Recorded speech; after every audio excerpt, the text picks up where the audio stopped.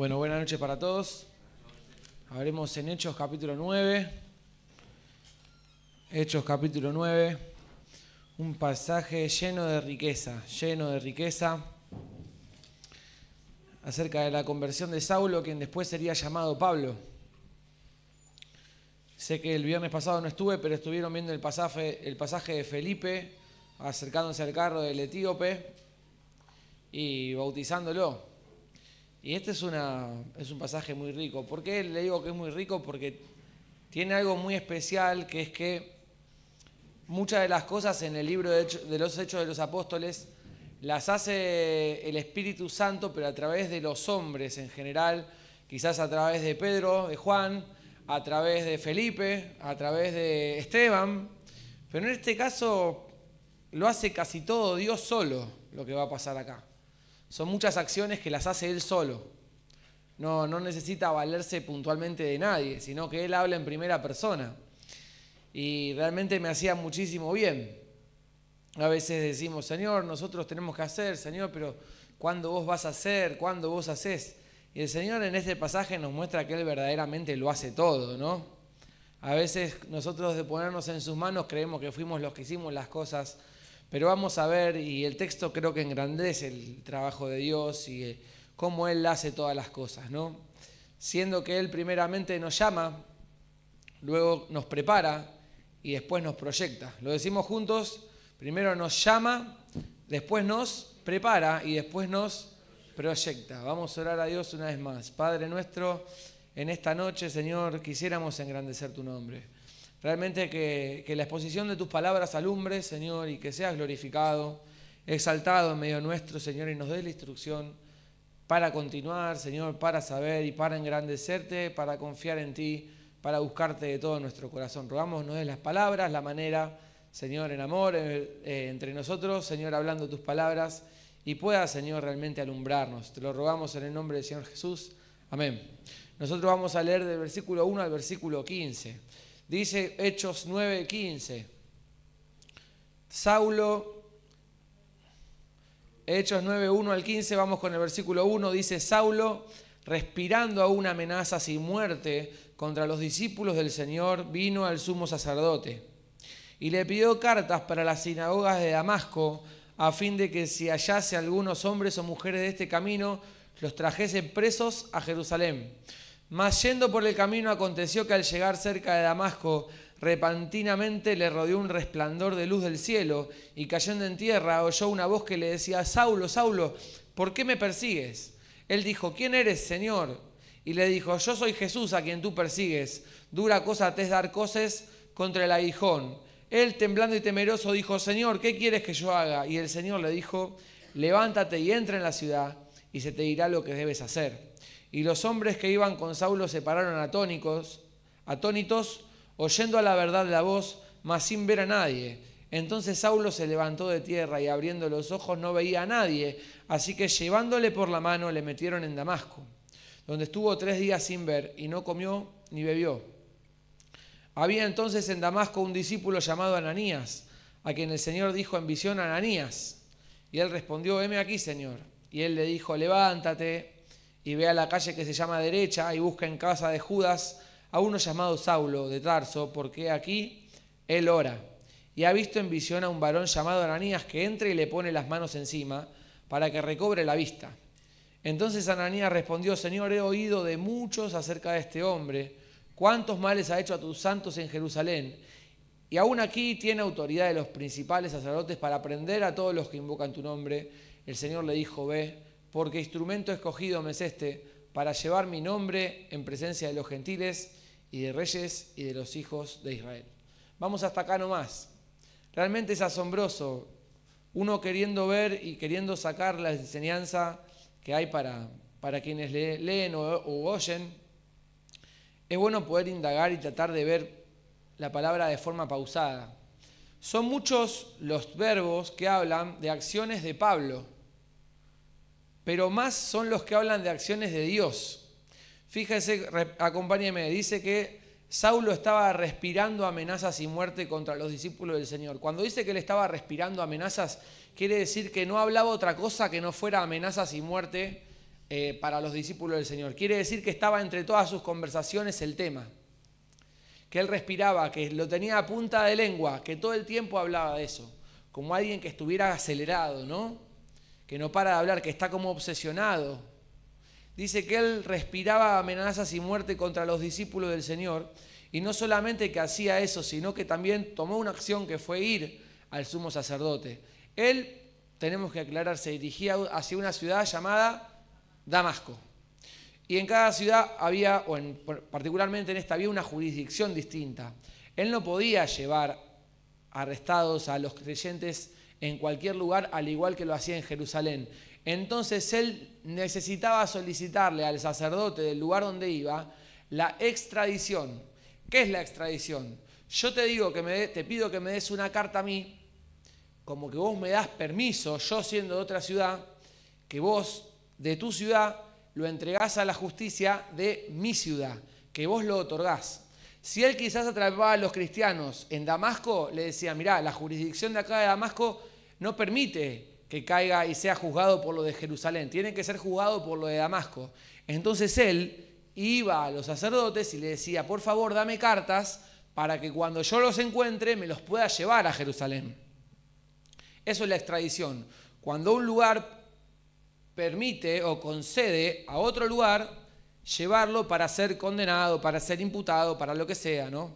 Vimos un actor que había sido condenado, se había exiliado a Brasil y ahora le cayó la causa y lo trajeron para Argentina, donde fue condenado. Fue extraditado. Bueno, lo que quería él solicitar era la extradición. Eso era lo que quería hacer. Número 1, respiraba amenazas y muerte. Número 2, vino al sacerdote. Y dice que número 3, le pidió cartas para las sinagogas de Damasco, a fin de que se hallase algunos hombres o mujeres de ese camino, los trajese presos a Jerusalén. Número 4, lo que hizo fue emprender el camino. No es que él estaba meditando que estaba disgustado. No. Él estaba disgustado, tomó cartas en el asunto, valga la palabra, fue y pidió las cartas para la extradición y emprendió viaje hacia Damasco. Y emprendió el camino. Aquí aparece la intervención de Dios. Versículo 3. Mas yendo por el camino, aconteció que al llegar cerca de Damasco, repentinamente le rodeó un resplandor de la luz del cielo. Esa es la acción de Dios. Y cayendo él en tierra, oyó una voz que le decía, Saulo, Saulo, ¿por qué me persigues? Él dijo, ¿quién eres, Señor? Y le dijo, yo soy Jesús, a quien tú persigues. Dura cosa te es dar coces contra el aguijón. Entonces acá viene la intervención de Dios. Saulo era temido por todos. Yo creo que también la acción de Dios era que poder él enfrentar a Saulo, porque parecía que a Saulo no le podía hacer frente a nadie. Era poderoso, tenía autoridad, tenía tesón, iba para adelante. En esa mentalidad que se había puesto parecía que nadie lo podía detener, pero de repente Dios lo detiene con total facilidad. Le rodea un resplandor de luz que lo enceguece y él cae a tierra. Y cuando él cae a tierra, Dios le habla y le dice, Saulo, Saulo, ¿por qué me persigues? Y él le dice, ¿quién eres, Señor? Y él le aclara. Le dice, yo soy Jesús, a quien tú persigues. Dura cosa te es dar coces contra el aguijón. Él no solamente le habla y lo confronta, sino que le explicita y le detalla la maldad que le estaba haciendo y en la situación que estaba. Las coces contra el aguijón es un instrumento que se utiliza para los animales del arado, para que puedan trabajar, para que puedan caminar. Entonces son alterados y pinchados con el aguijón. Y cuando el animal está cansado de que lo pinchen y está cansado y se enfurece, trata de darle con la parte del talón una especie de patada. ¿A qué? Al aguijón. Cuando le da la patada al aguijón, el animal se termina lastimando más y no le sirve para nada. Cuando uno busca el significado de dar cosas contra el aguijón, decía, es tratar de hacer una resistencia inútil. No solamente te lastima, no solamente no detiene, sino que te hace peor el viaje para adelante hacia algo que en este caso Dios está permitiendo y Dios está haciendo y nadie va a poder impedirlo, ni siquiera Él. Entonces le dice, Saulo, yo soy Jesús a quien tú persigues. Le dice, Saulo, dura cosa te es dar cosas contra el aguijón. Dura cosa es tratar de hacer esta resistencia inútil. Y él le dice, Señor, ¿quién eres, Señor? Y le dice, ¿qué quieres que yo haga? Y el Señor le dijo, levántate y entra en la ciudad y se te dirá lo que debes hacer. Y yo pienso, ¿quién lo enfrentaba a Saulo? Difícil de saber, pero Dios lo enfrentó con total facilidad. ¿Quién lo podría derribar a Saulo? No sabemos, pero Dios lo hace. ¿Y quién podría darle una indicación a Saulo, que era una autoridad? Y Dios se la da con total facilidad y Saulo, reducido a la ceguera, lo hace naturalmente. Y finalmente cuando él avanza dice que los hombres que iban con Saulo se pararon atónitos, oyendo a la verdad la voz, mas sin ver a nadie. Y dice, entonces Saulo se levantó de la tierra y abriendo los ojos no veía a nadie. Así que llevándole por la mano, le metieron en Damasco, donde estuvo 3 días sin ver y no comió ni bebió. ¿Qué sería para Saulo que lo enfrenten? ¿Qué sería para Saulo que lo reduzcan? ¿Qué sería para Saulo que lo manden? ¿Y qué sería que lo tengan que llevar de la mano? ¿Qué sería que lo tengan que llevar de la mano? Una nota de color. Yo esto lo que digo, lo digo a título personal.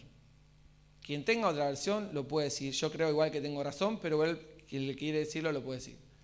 Yo creo que Saulo era un perseguidor de la iglesia, pero en su interior él barajaba la posibilidad de estar equivocado. En su interior barajaba la posibilidad de estar equivocado, porque cuando él es derribado, ¿qué le dice? ¿Quién eres, Señor? No le fue una situación tan desconocida. Sin embargo, él fue derribado. Y cuando es derribado le dice, ¿qué quieres, Señor? Y lo segundo que le pregunta es, ¿qué quieres que haga? Yo entiendo que Saulo no era tonto. Y cuando digo no era tonto, es que era una persona instruida. Él dice de hebreos, en cuanto a la ley, fariseo, circuncidado. Él estaba capacitado, él estaba instruido. Él actuaba en persecución de la iglesia como justificando o como queriendo o como al menos diciendo que él estaba con eso sirviendo a Dios. Entonces él estaba sirviendo a Dios y cuando uno siente que hay alguna voz que le dice que se está equivocando, más se tiene que enroscar para no irse para atrás y él por eso perseguía a la iglesia y estaba persiguiendo y enajenado y respiraba amenazas. Pero acuérdense que cuando apedrearon a Esteban y Esteban habló todas estas cosas, arrojaron las ropas a los pies de un joven llamado Saulo. Él había escuchado el discurso de Esteban, él había visto las maravillas, él era conocedor. Él no era una persona que estaba escuchando de cero.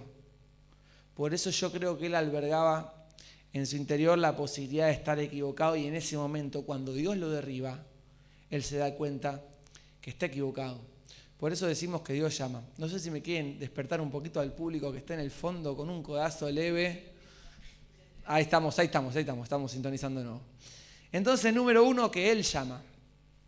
Y nosotros decimos, Señor, Señor, nosotros siempre estamos orando, siempre estamos pidiendo. Señor, ¿cuántas veces nosotros hemos predicado la palabra y no hay resultado? Señor, nosotros oramos, visitamos, mensajeamos, ayudamos.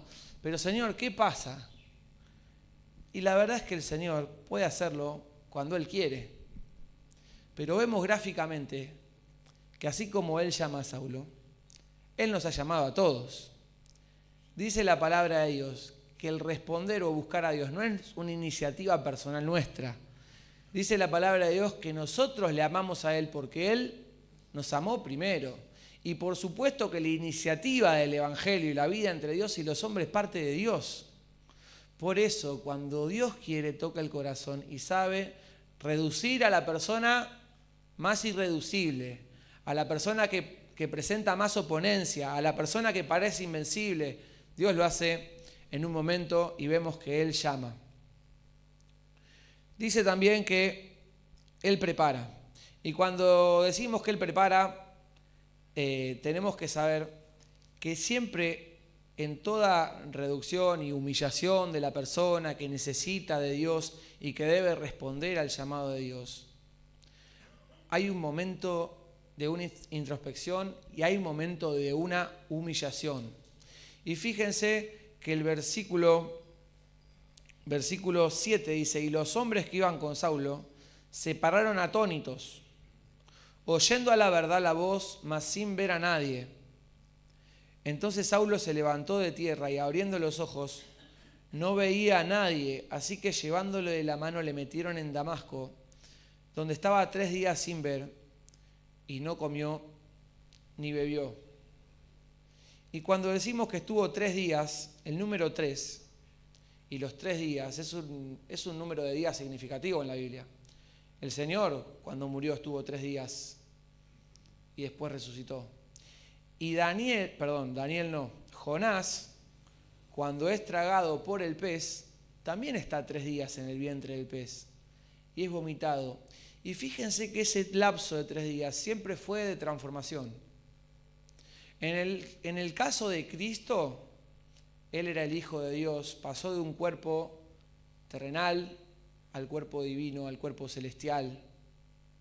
En el caso de Jonás entró una persona rebelde y salió una persona dispuesta a hacer la voluntad de Dios. Y en el caso de Saulo, también entró una persona que respiraba amenazas en esa ceguera y salió una persona dispuesta a obedecer. Pero si me pueden entender lo que les digo, los 3 días son necesarios. Los 3 días son necesarios. La verdad es que las circunstancias adversas, como era esta ceguera, como esta confrontación que Saulo recibía de parte de Dios, muchas veces a nosotros nos hacen considerar, pero no solo a nosotros, a todo el mundo les hace considerar. La adversidad a uno le hace considerar. No siempre lo dice, no siempre lo admite, pero la adversidad a uno le hace considerar. Y cuando uno se ve en esa debilidad y crece la debilidad, más crece la realidad de que uno necesita a Dios y cuán bueno le es a uno entregarse a Dios. Pero no en todos los casos la adversidad logra como fruto el arrepentimiento y la obediencia. Hay gente a quienes le suceden las circunstancias y están esperando salir, pero cuando salen igual no quieren saber nada con Dios. No en todas las personas la adversidad tiene el mismo resultado. No en todas las personas quizás un testimonio, una palabra, una instrucción, una visitación, una palabra de exhortación. Mirá lo que te está pasando, tenés que arrepentirte, tenés que pensarlo. Le genera lo mismo y tiene el mismo fruto. Hay gente que se emociona y no por eso cambia. No por eso cambia. Sin embargo, en esos 3 días de no poder ver, donde le tenían que llevar de la mano, dice que Saulo tampoco comió ni bebió, como en una señal de humillación, como en cierta señal de luto, como en cierta señal de que él verdaderamente estaba pasando una humillación que no había pasado antes. Y eso es necesario. Ahora, donde está esa humillación también Dios prepara. Dios prepara y dice que el versículo 10, había entonces en Damasco un discípulo llamado Ananías, a quien el Señor dijo en visión: Ananías. Y él respondió: heme aquí, Señor. Y el Señor le dijo: levántate y ve a la calle que se llama Derecha y busca en casa de Judas a uno llamado Saulo de Tarso, porque aquí él ora y ha visto en visión a un varón llamado Ananías que entra y le pone las manos encima para que recobre la vista. Entonces Ananías respondió: Señor, he oído de muchos acerca de este hombre. ¿Cuántos males ha hecho a tus santos en Jerusalén? Y aún aquí tiene autoridad de los principales sacerdotes para prender a todos los que invocan tu nombre. Y el Señor le dice: ve. Cuando Dios ve la verdadera humillación de Saulo, el Señor llama. ¿Y a quién llama? A Ananías. Hay un dato muy característico y es para realmente sobresaltar, para resaltar en este texto, que es que llama a Saulo y Dios llama a Ananías, que estaba en Damasco. Fíjese cómo se vale de un hijo fiel que esté cerca, que esté en su camino, y cuando llama a Ananías y cuenta con Ananías, Dios lo llama y le revela a Saulo que Ananías sería el que le pondría las manos encima. Y fíjense que le dice, levántate y ve a la calle que se llama derecha. Las instrucciones son muy específicas. Y busca en casa de Judas a uno que es llamado Saulo de Tarso, porque he aquí, él ora. Y yo me pregunto algo más que confirma lo que venimos hablando. Hubo un tiempo de humillación, 3 días, donde aparte de no ver, nadie lo obligaba a no comer ni beber, pero sin embargo él lo hizo. Y Dios llama a su siervo y le dice, tenés que ir a la casa de él, este lugar, esta casa, esta calle, porque he aquí, él ora. Y yo pregunto, ¿Saulo antes no oraría? Si era un creyente, supuestamente, era un fariseo, conocedor del camino, él oraría. En la sinagoga, él oraría. Lo que pasa es que muchas veces compartimos este pasaje, ¿no? Que dice que la oración de los impíos es abominación a Jehová. Sin embargo, una oración de un corazón arrepentido es una cosa totalmente distinta. Y dice la palabra de Dios que al corazón contrito y humillado, Él no lo desprecia. Por eso vemos que Él ora, pero yo creo que antes también oraría. Nada más que esta oración, con este corazón, era distinta. Ahora sí. Y fíjense que cuando Dios llama a Ananías, primeramente el texto dice, versículo 10, había entonces en Damasco un discípulo llamado Ananías a quien el Señor dijo en visión, ¿qué cosa? Ananías, no le dijo más nada, simplemente llama su nombre, pero que el Señor mencione su nombre o que el Señor mencione nuestro propio nombre es un mensaje en sí mismo, ¿no? Como Ananías, como despierta, sos convocado de parte de Dios, Ananías. Hay una misión con nombre, Ananías. Parece algo pasajero, pero no lo es. Y dice, tenés que ir porque yo profeticé a este hombre que ibas a poner sus manos, que iba a recibir la vista. Y sin embargo, Ananías, en presencia de Dios, hace algo que nosotros catalogaríamos de imprudente o quizá de irreverente. Él le dice, pero Señor, vos me enviás, pero yo escuché que este hombre a mucha gente le hizo mucho daño. Y el Señor refuerza, y el Señor le asegura, y el Señor lo confirma. Ve, porque instrumento escogido me es este. Y yo pensaba que en la iglesia a nosotros nos pasa muchísimo lo que pasa en este lugar. ¿Por qué?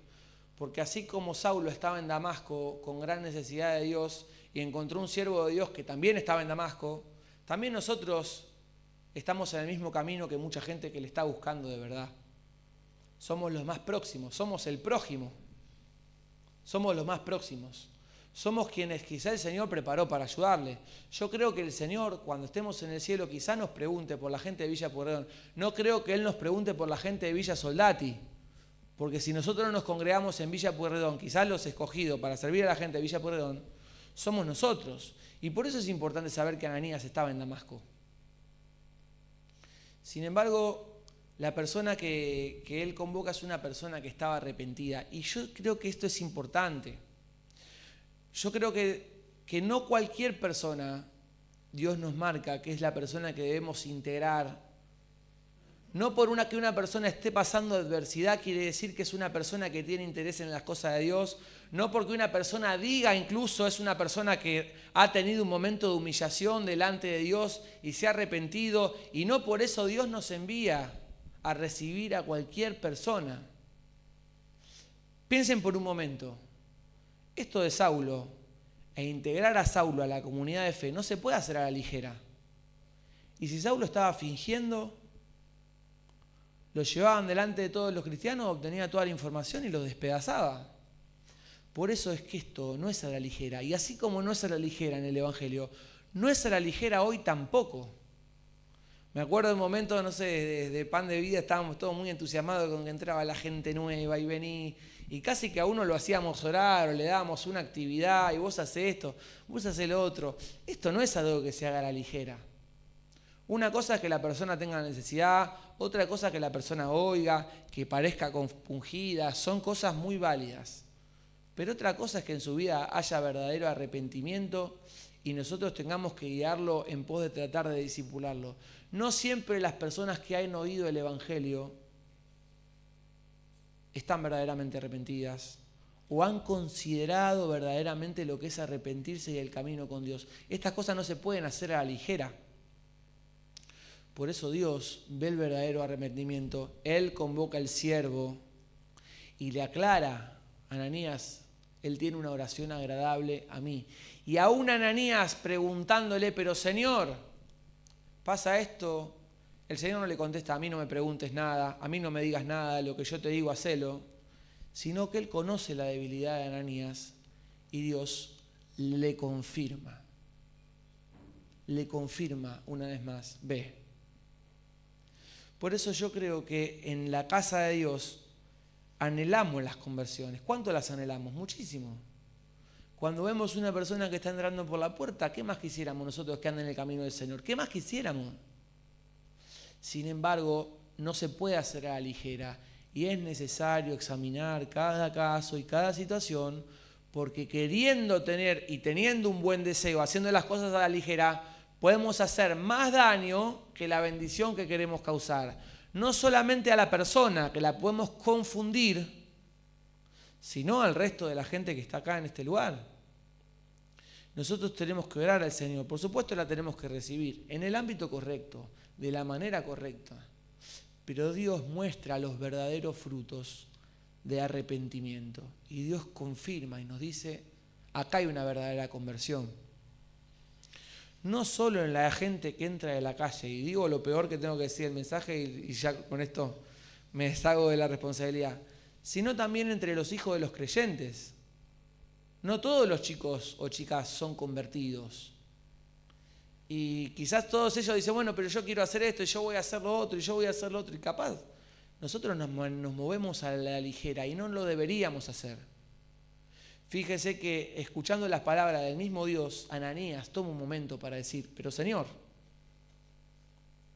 mirá que pasa esto. Y Dios le reconfirma. Pero sin duda que el Señor es el que prepara todo. Por eso nosotros tenemos que estar atentos y ver lo que el Señor ha preparado o lo que quizá el Señor todavía no ha preparado, pero siempre orando y deseando que el Señor lo haga, ¿no? Número 1, vemos que Dios llama, Él reduce al más imponente, al que más miedo nos causa, Él lo reduce en un momento. Número 2, Él lo prepara y su espíritu convence de pecado, y en ese momento, por más que Saulo se enredaba en un montón de discursos pidiendo cartas y era un personaje, Dios lo reduce en un momento y le muestra su pobreza.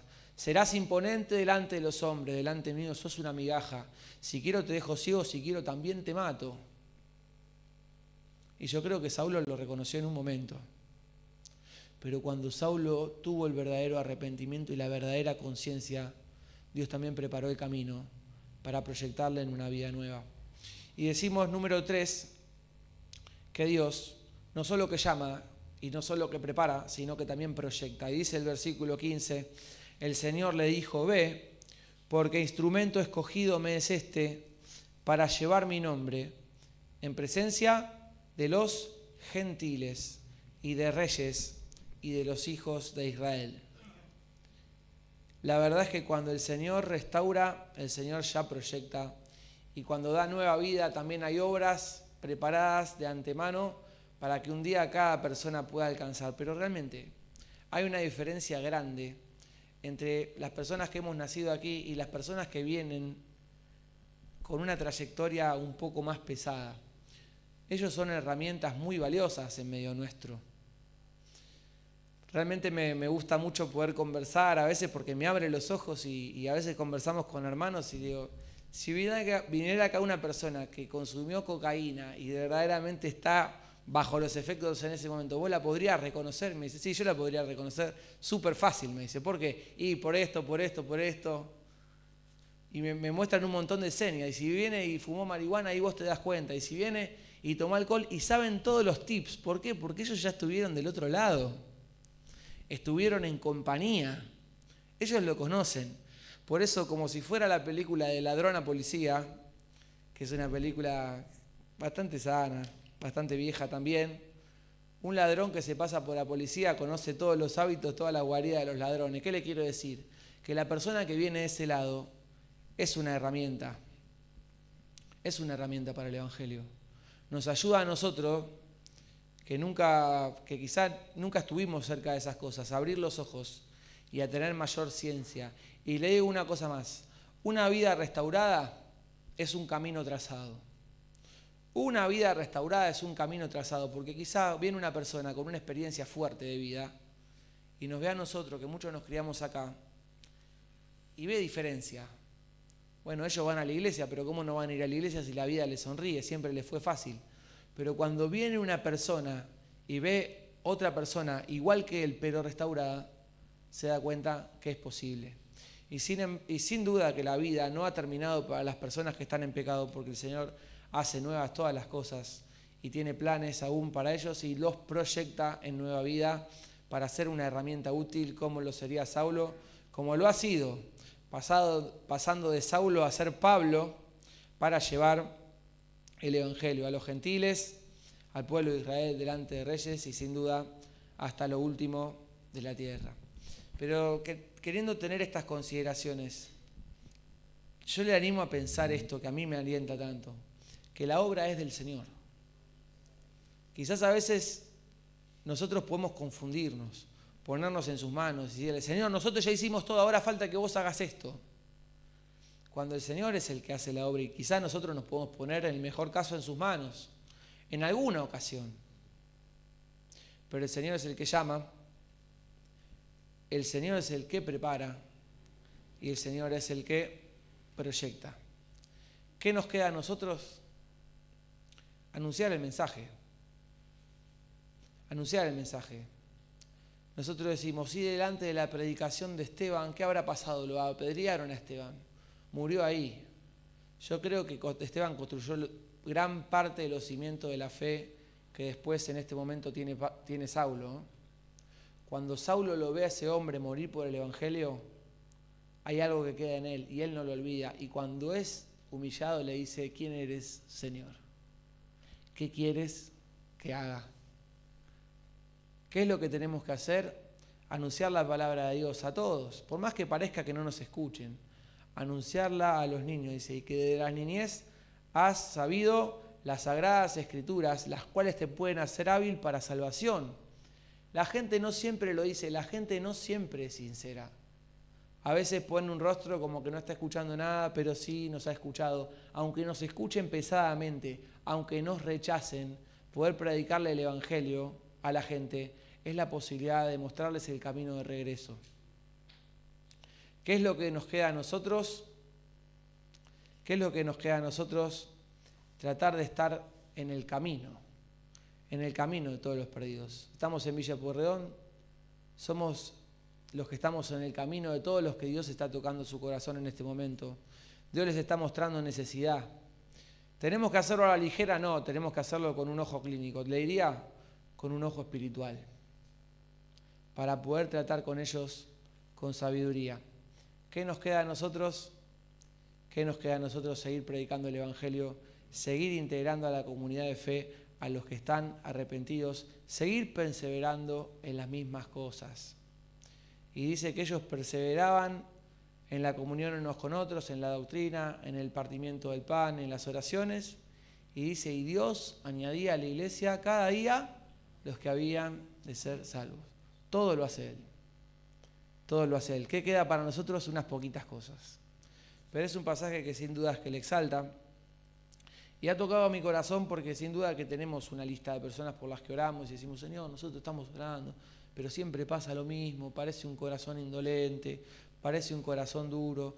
Y quizá nosotros entre nuestros ojos que son ciegos para ver, hay un Dios que ve todas las cosas.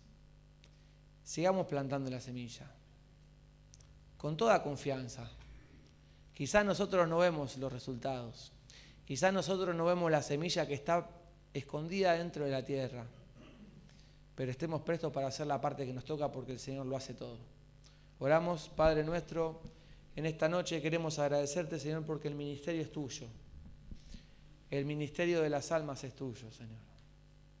Por eso queremos pedirte Señor, por los que están en medio nuestro, Señor, y aún no vemos esos frutos. Queremos pedirte, Señor, por todos los chicos que nos visitan los días sábados, que juegan al fútbol, a quienes tratamos de integrar, Señor, y tratamos de hablar palabras y parecen que no nos entienden, Señor. Nos cuesta no conocer los tiempos de las cosas. Queremos pedirte por nuestros familiares no cristianos, Señor. Queremos pedirte por ellos.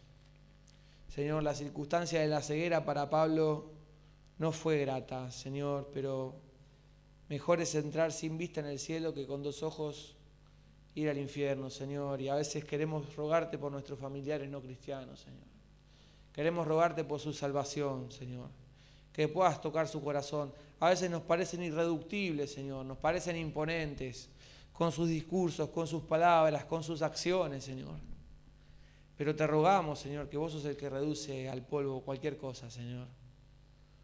Puedas reducirles también a ellos, Señor, para salvación. Que tengas misericordia de sus vidas, que tengas misericordia de sus almas, Señor.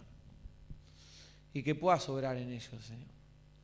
Cada persona tendrá un familiar distinto que está alejado de ti. No queremos jugar con la eternidad ni con la salvación. Este es el tiempo, Señor, donde queremos que ellos crean. Este es el tiempo donde queremos que sucedan cosas, Señor. Este es el tiempo aceptable. Y no queremos que pase de ellos, Señor. Te rogamos que vean nuestras oraciones y que podamos orar más a ti clamando por ellos, porque vos podés reducir a cualquiera, Señor. Y tu Espíritu convence del pecado, de justicia y de juicio. Y hay nueva vida, y hay planes, Señor. Pero vos sos el que lo hace todo, por eso nosotros queremos orar a ti. Y si hemos orado poco, queremos orar más, Señor, y quisiéramos en esta iglesia, en este lugar, ser un instrumento, Señor, para ti. Ser el prójimo atento, el prójimo dispuesto, Señor, para examinar y para poder ayudar y acercarnos, Señor, a quien está clamando por vida nueva, a quien está verdaderamente arrepentido, Señor, que podamos estar ahí. Te agradecemos por este encuentro, nos ponemos en tus manos, en el nombre del Señor Jesucristo. Amén.